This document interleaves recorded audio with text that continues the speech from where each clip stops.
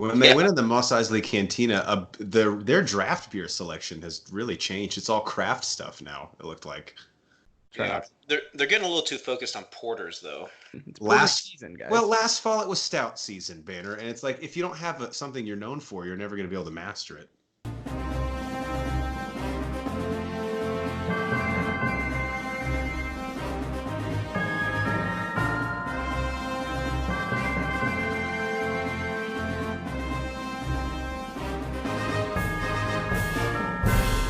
Welcome in to the Bro 4 Squad podcast, where we're just a bunch of bros drinking beer and watching movies and TV. This is our review of The Mandalorian, Season 1, Episode 5, which is also Chapter 5, entitled The Gunslinger. I am your host, the Mayor, Jeff Hornacek.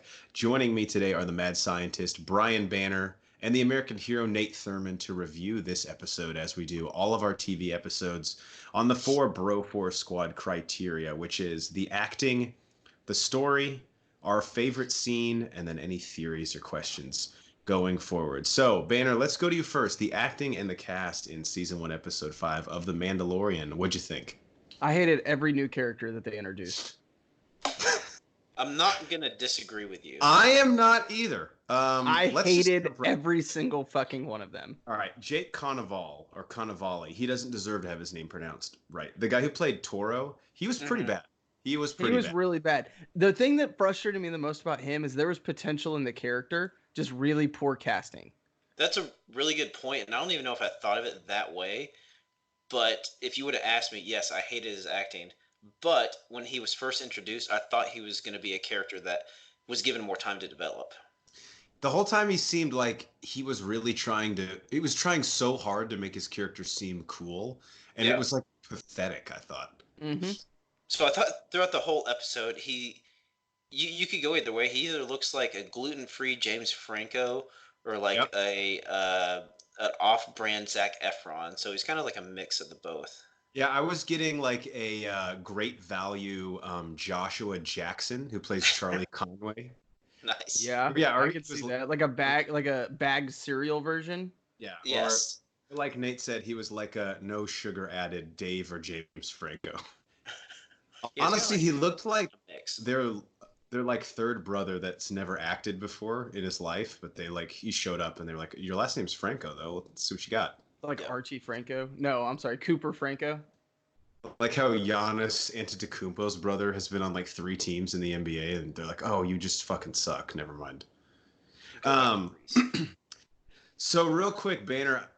Obviously, you and I are big Agents of S.H.I.E.L.D. fans. Ming-Na Wen as Fennec, I thought was awesome in this episode, but we hardly got any of her at all. It was like a glorified cameo. I am gonna stand by the fact that I hated her for now, but I reserve the right to change my answer in coming weeks. But with that being said, do you have a strong feeling that she'll make another appearance? I do, and we'll talk about that in theories. Fantastic. Okay, maybe I'm confused then.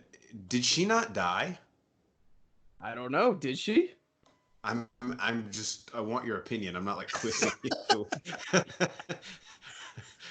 Like, she got shot from point blank range. I think she did die, but I don't think that means that she's gone. Okay, that's fine.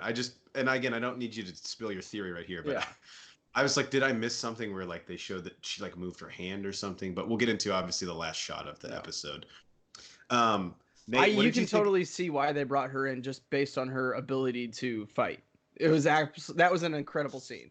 Right. And we can get to this in story, but the past 2 episodes, while I liked them both, it's starting to feel kind of like a guest star of the week between Cara Gugino from last week and then Ming-Na Wen this week. It's like, are we just going to bring in a new character that goes away by the end of the episode? Well, and you had Nick Nolte at the first couple episodes in, and now he's gone.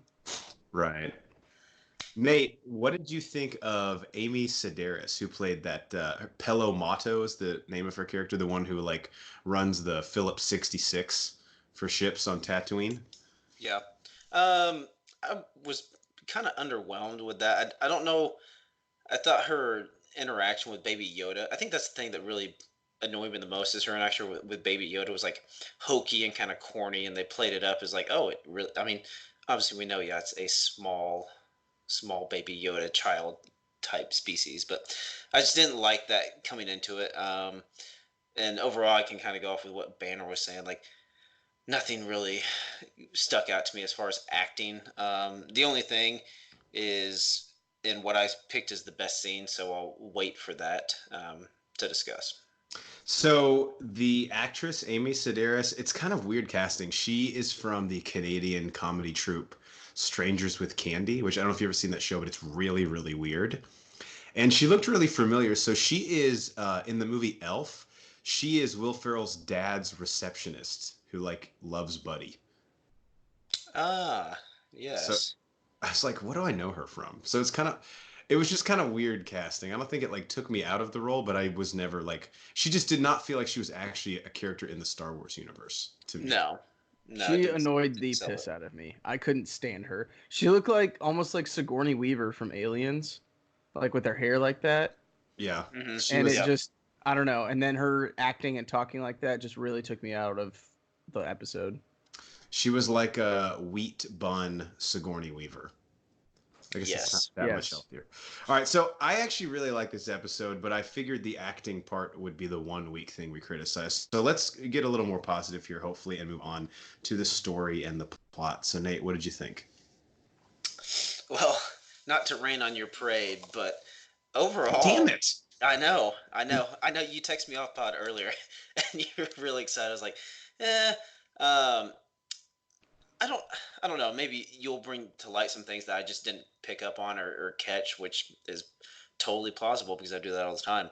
But I feel like there's just a lot of episode and not really much development. I know they're chasing the one assassin, but there was a lot to get to that, and then the one character that you meet, well, one of the new characters you meet, Toro. Obviously, we talked about him. He's kind of in it. He's out of it. I don't think he's going to come back and play a part. Um, they may come back to Tatooine just because it has such a significance in the Star Wars world. But overall, until the last scene, I didn't feel like there was much that you could build on or grow upon. But I would love to hear you and your take on it. So yes, you have a great point. Two straight weeks where really the plot has not been advanced. We're just kind of Hmm. on a planet of the week. And even the plot synopsis on IMDb just says the Mandalorian helps a rookie bounty hunter who's in over his head. Yeah. But I think what I like so much about this episode, and I will fully admit that I'm a sucker for this, and some people might not enjoy it, but it was basically purely fan service to Star Wars fans by Dave Filoni and Jon Favreau. We returned to Tatooine, which we had Yep. not seen, to my knowledge, in the Star Wars universe, maybe for like Rebels, though, and Clone Wars, since the original trilogy. Well, I guess the prequel trilogy. But the Mos Eisley Cantina, we got repair droids from the prequels that worked on all the pod racing machines. The pit And then, droids. yeah, the pit droids. And then, of course, we get to see the exact table that Han shot Greedo at. And then the scene at the end, which we'll get to in theories and questions. So, yeah, this episode in and of itself did not advance the plot of The Mandalorian, but it had some awesome callbacks to Star Wars fans. And then probably the biggest tease at an end of an episode that we've had since maybe the first one of the season, which I Yeah. And yeah, that's why I wanted to hear your side of it because all the things you just mentioned were great and great to see and getting all the callbacks and everything. But yeah, just I get hung up on there wasn't much development and everything, but everything that you mentioned was awesome in this episode. And some people out there hate fan service and think it's a cheap gimmick, and it absolutely is, but it fucking works on me. It's just why these people are able to Yeah. pull it off. Banner, what'd you think? I'm kind of in the middle of both of you guys. I didn't hate the episode, but I didn't Per necessarily usual. like it either. Hey. Sex. Um, I felt like the episode is really, really, really slow. And I think the show in general is slowing way down. I mean, let's go back to the first episode. We had like 4 gunfights in Mhm. 35 minutes, and now we're getting like half an action scene maybe, and we're not getting any plot development, any character development at all, because each character that they introduce and they start to develop, we don't see them the next episode. They kill them off or we leave them or whatever. And honestly, There- I did not need Toro to be developed. Get him the fuck out of the show, you know? Yeah, I'm not necessarily complaining about it, but I'm also not complaining about it either. It was really slow. I Make up your agree. mind.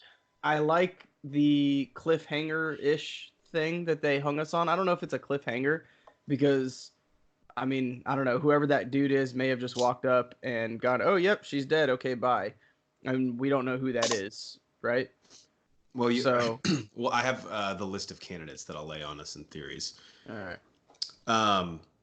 All right, so our best scene. I'll start with one that I liked. I mean, the opening scene of the episode I thought was really cool. That space shootout was pretty badass, and obviously Yeah. sets up him ending up on Tatooine. I don't think in Star Wars we get enough space battles. I'm a firm believer of that. I mean, it's like one of the coolest elements of this universe, and because the Jedi are so badass, and like Rogue One is basically like a heist movie, we don't get enough shootouts in space, which I sorely want. And then one other one that I had, which was much more dialogue driven. It was towards the end of the episode when Fennec, Ming-Na Wen's character, was kind of fucking with Toro to try to manipulate him to turn against the Mandalorian. I always kind of like a little cat and mouse game, and even though it like was with two characters that we didn't really know, and like you kind of saw where it was going, I was like, Toro's a dumbass. He'll screw this up some way. I thought the dialogue was pretty well written. So those were my two ish. Banner, how about you? Mine was the bar scene. We went back to the Mos Eisley Cantina. I thought it was just, again, it was complete fan service that we were there. At first, I was very hesitant because if you just look at Toro, you're like, okay, so this is Han Solo light, right? And then he started to talk, and as the episode goes on, and even that scene, you realize, okay, no, this is completely different. I'm glad they didn't do that. I was really afraid they were going to try and insert another Han Solo into it. Once I realized they weren't doing that, I thought it was great. I actually thought at that point he was going to be a decent actor and a good character. I was Sorely mistaken. Sorely mistaken. But that episode I thought was great. Or that scene, excuse me, I thought was great. So was the band that always plays the bam, bam, bam, bam, were they just on break, or do they have like usually someone different that plays? I think the this is a lunch crowd? Tuesday. Yeah, I think this is a Tuesday, and they're only there on the weekends, Friday through Sunday. Plus, I noticed there was no cover, and usually when they're playing, there's a cover to get in. Yeah. I mean, they're about to open for those big wigs on Coruscant, so. For that lizard chick who sung in Jabba's palace in the extended edition of Jedi. Nate, what did you think? What was your favorite scene? So I really enjoyed, and what I was first going to say was the scene that you had with the manipulation of Toro, which I thought was fun. And like you said, you kind of saw where it was going. But I guess it did have a little turn at the end because he ended up just shooting her, which I thought it was going to end up a little differently. But I always like those whenever you can see like a character kind of thinking in their head and trying to fight against what someone else is trying to make them believe. But one of the other, I thought it was kind of a fun scene was whenever they waited till night, they took the like those solar flare things. Yeah, they took the solar flares and were kind of flashing, and then they kind of played like a cat and mouse game and then had a decoy with the Mando, and then Toro kind of snuck up behind. He was a decoy for a second, and then Mando came up, so it was kind of like a good back and forth, which was kind of the only like tactical fight scene we'd seen in the whole episode. But great choreography in that scene as well. Yeah, I really like that. Them flying up on the bikes, and then everything that ensued afterwards was kind of cool with them fighting. That armor really was put to the fucking test. Oh yeah, this episode. Yeah, I like the line where he's like, "Yeah, it hit my armor," and from that distance, it's not. He's like, "I don't have that." He's like, "Nope." No, you do not. Sucks. No, you do not. He'll be killed dead. Which at that point I was like, let him die. If he dies, he dies. And Ivan Drago. If he dies, he dies. Situation. All right, on to the coup de grace, and this should get interesting. So theories and questions. Let's save the big one for the end. Anything else anybody has? But first thing I had. So just after basically being a pawn in a hostage game again, I mean, Baby Yoda has seen some shit already in his young life. So my question is, do we think he'll become a rebellious goth when he gets to high school due to all the trauma? Of course, yeah. For sure. His robes are going to go straight black. He's going to find some swamp mud that he's going to use as black eyeliner. Yep. And he's just going to go full out. And he's going to be like a big My Chemical Romance fan. Oh, for sure. All that or stuff. Whatever the Star Wars equivalent to that is. I think it's just I think My Chemical Romance exists in the Star Wars universe. That would actually make sense. And before I turn over to you guys and we get to the end, one other question I had. So we keep planet jumping, and I hope this doesn't continue, but also some other potential fan service. Like Favreau obviously is paying respect to the original trilogy. Do you guys think there's any chance we go to Hoth, Endor, or Coruscant at any point? Banner? I think maybe Endor, just because that's where the final battle just happened not too long ago. So we may be going there to, I don't know, pick up the pieces or something. Hoth, I think, is a stretch. Yeah. Coruscant We've already had also I this could plan. see. Yeah, I could see Coruscant happening as well. But I think budget-wise, that would be really hard to do. Just because of all the buildings and how, you have all the cars, they're sky rises, and you have all the spaceships and everything driving in the background. So, I don't know. Just wishful thinking. Nate, what do you think? Great answer, Banner. Whoa. You said that to yourself. Yeah, I kind of agree, but I think they could get to, Banner, would you say, whatever? Coruscant. Yeah, it's like the flying car city. Yeah. Yeah, I feel like they could get back to that point. And then you said the other stretch with Hoth. Yeah, I guess Cloud City or Vespin is a possibility too. Yeah, I could see Cloud City. Well, that'll tie into my theory at the very end too. Oh, I just thought it would be dropping that little seed in there. Just a little Let it tickle of the grow. balls. Just a little tip. Just the tip. All right, did you guys have anything else before we get to the big reveal at the end? Not really. And like I said, I think I got caught up on just not much building in the plot, so I didn't really even think about going forward, except for what you're about to talk about here. All right. So why don't you guys just both lay out a theory that you have, and then at the end I can go over who I think the candidates are for that person to be. So Banner, we'll go to you first. The obviously reveal at the end, someone on Tatooine walks up to the supposed corpse of Fennec, and of course we don't see them. That's how the episode ends. What do you think happened? So I don't think she's dead. Or I think she is dead, excuse me. But I think she's going to be brought to life by said individual that comes up. I also don't think this is the first time that she's been killed. Those like fucked up scars that she had on her face. Mm-hmm. I think she's already been killed and she's been brought back to life already. Who that is, I don't know. Maybe one of the other Mandalorians from his little cult, underground cult. Maybe. I don't know. You don't think that was just Botox scars on her face? Like I don't think so. Trying to look 20 years younger? No. Have we seen in Star Wars, maybe in Clone Wars or Rebels, but anyone be tangibly resurrected before? Like, is there a precedent for this? There is a little bit, and I believe it's like Darth Maul, I guess, is the closest thing. Yeah, well, Darth Maul has like a brother, and I don't remember if it was Clone Wars or if it was Rebels. I think it was Rebels. Yeah. But he plays a pretty big. He's like Darth Maul, but he's yellow. And then there's some other like black dark sisters, witch sisters that are from the same planet that Darth Maul is from, and they've done some weird shit like that. Is his brother's name Darth Paul? Yeah. Like, his name's Paul. Yeah, it's definitely totally, dude. That's cool. Yeah. Nate, anything you got? So I think this would be I'm surprised Baron didn't say anything about this, but I feel like this would be a good time for the fan favorite reintroduction of Boba Fett.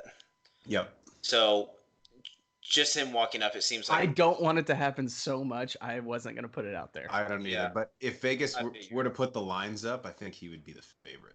Yeah, so, I mean, you have to take that line. Yeah. I think that's just going to be the point to where they finally reintroduce him, because I know there's been talk of making Boba Fett films, standalone films on their own. So we've talked about it already, that it was a possibility of him coming back into the scene at some point, just because of the subject matter of the series. But I think that is what is going to be.